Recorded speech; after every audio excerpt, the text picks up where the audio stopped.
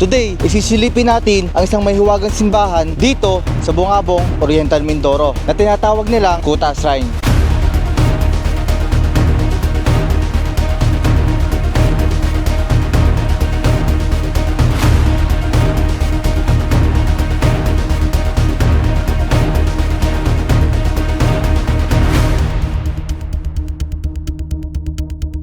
Dito sa isang barangay sa bayan ng Bungabong, Oriental Mindoro, sa gitna ng isang liblib na lugar ay may nakatagong isang makasaysayang simbahan, pero ang nakakagulat ay ang mga kwento at pangyayaring naganap sa simbahang ito, na kahit ang mga residente ay hindi makapaniwala sa mga kwento na nagpasalin-salin na sa kanilang barangay, at ang isa nga dito ay ang kasulukuyang caretaker ng simbahan. Walang nakakaalam kung kailan talaga siya nagawa.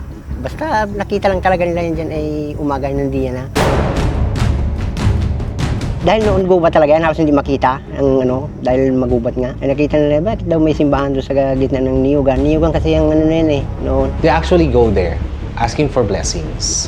So they offer candles, they light up candles doon para magabayan sila sa kanilang pagtakbo. So kaya hindi natapos, gawa ng inaabot pa sila ng sikat ng araw. May nahukay dyan na mga kalansay, parang malalaki, mahabang tao ang... Yung bawat haligi ng shrine, ang nakakilabot doon, pag every time na ako pupunta, merong punong ng balete. So parang ilang puno ng balete yun, pag pumunta kayo doon makikita nyo, bakit doon mismo sa pwesto na yun, tumubo yung napakalalaking puno ng balete. Pinuntahan ng mga taga-Yope, hinukay nila yung mga kondon, mga kalansay, inayos nila ng lagay para maayos dahil nakakalat ba yung iba doon. Isang gabi na 7 simbahan ang ginawa, ito lang hindi natapos. May sabay ginawa, unfortunately, yung nandito sa Bungabong, sa Nilaw, yun ang hindi natapos. O isang gabi rin, sabay-sabay yan. So natapos yun sa Nauhan at sa mga ibang lugar, pero yung sa Bungabong hindi natapos. Dahil sa mga kwento na aming narinig patungkol sa Kuta Shrine, ay agad kami nagbiyahe patungo sa sinasabing simbahan para makita at ma-explore ng malapitan ang simbahan na punong-puno ng hiwaga. At andito na kami sa mismong pasukan papunta sa tinatawag nilang Kuta Shrine. Dumaretso kami dito mula sa ating pinuntahang Turtle Island sa Pola. Sa kasamaang palad ay hindi natin nalapitan ang isla. Pero ngayon ay andito tayo para malaman kung ano ba ang meron dito sa tinatawag nilang Kuta Shrine at anong hiwaga ang bumabalot sa simbahang ito. At sa aming pagpunta sa mismong lugar ay kapansin-pansin ang matataas na puno ng niyog na halos walang tao na naninirahan malapit dito. So guys, andito na tayo ngayon sa sinasabi nilang mahiwagang simbahan ito sa Kuta Shrine. So guys, tara't ikutin natin para malaman natin kung ano nga bang meron dito. Tara. Napakahiwaga ng lugar na ito. Ayon na rin sa mga kwento ng mga residente malapit dito sa Kuta Shrine. Kaya kahit araw namin inikot ang simbahan ay kailangan pa rin naming mag-ingat. Nandito pa lang tayo sa labas So mamaya ikutin muna natin yung labas bago natin ikutin yung loob guys. Kung makikita nyo guys dito, yung paikot ng simbahan is puro balete. Ang nakakapagtaka lang dito sa Kuta Shrine ay bakit pinabalutan ng puno ng balete ang lahat ng pader ng simbahang ito. Saka guys, sabi daw dito, kung makikita nyo dito, yung mga ugat ng mga balete is nakayapos na lahat sa ditong sinasabi na ng simbahan. Makikita nyo guys parang yung mismong yung puno ng balete na nagpo-protection dito at pinoprotektahan niya yung mga pader para hindi masyadong gumuho dito. Dahil sobrang tagal na nito, hanggang ngayon hindi pa rin ito nagigiba. Sobrang lalaki ng mga ugat. Guys, kung makikita nyo, andito ako, kung gaano kalalaki. At kung mapapansin nyo, yung mga ugat ng balete ay talagang nakayapos sa bawat pader nitong mahiwagang simbahan. Tapos sabi nila guys, itong mga butas na ito is mga bintana ng dating simbahan.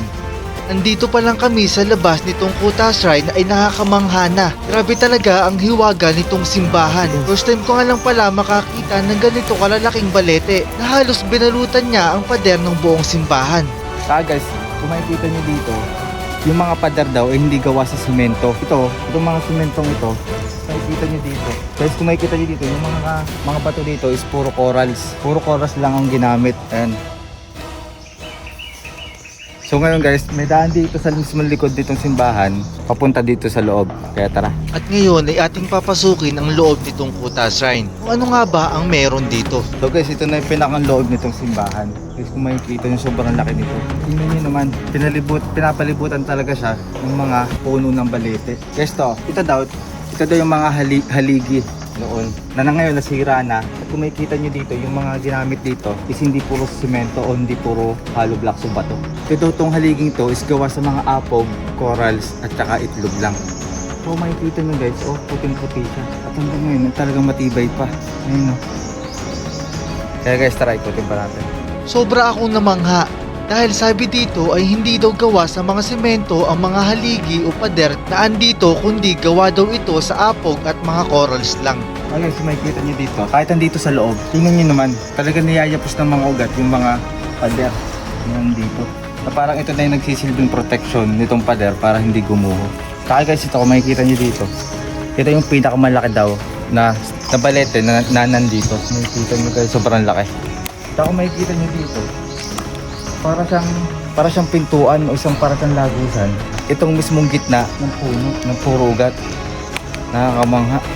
Nakakapagtaka lang na bakit sa pader nitong simbahan lahat pumapalibot ang mga ugat ng balete at hindi siya pababa sa lupa. Talagang mahiwaga ang simbahang ito na parang may nagpo-protection dito upang hindi gumuho o hindi bumagsak ang mga pader dito. So guys, sabi daw ng mga taga dito, is itong simbahang ito ay ginawa lang ng isang gabi. 7 daw ito, 7 sa iba't ibang lugar dito sa Pilipinas. Na ito lang daw ang hindi natapos. Ito daw yung na inabot ng umaga, kaya hindi siya natapos. Biruin nyo, isang gabi lang, tapos wala pa silang ginamit ng mga simento o mga hollow blocks na nandito at puro corals lang, apog at saka itlog lang ang ginamit. Nakaka-amaze. So guys, ito daw yung pinakang altar nila dito na syempre kailangan natin magtirik ng kandila para magbigay galang din dito sa lugar. Kaya tara guys, samahan nyo ako magtirik ng kandila. Bilang paggalang sa mga elemento na naninirahan dito, ay nagtirik ako ng kandila sa sinasabi nilang altar. Mahirap man paniwalaan ay minabuti ko na ding sundin ang payo ng mga residente dahil sila ang mas nakakaalam ng mga pangyayaring naganap sa lugar na ito. So guys, naikot na natin at napakita ko na sa inyo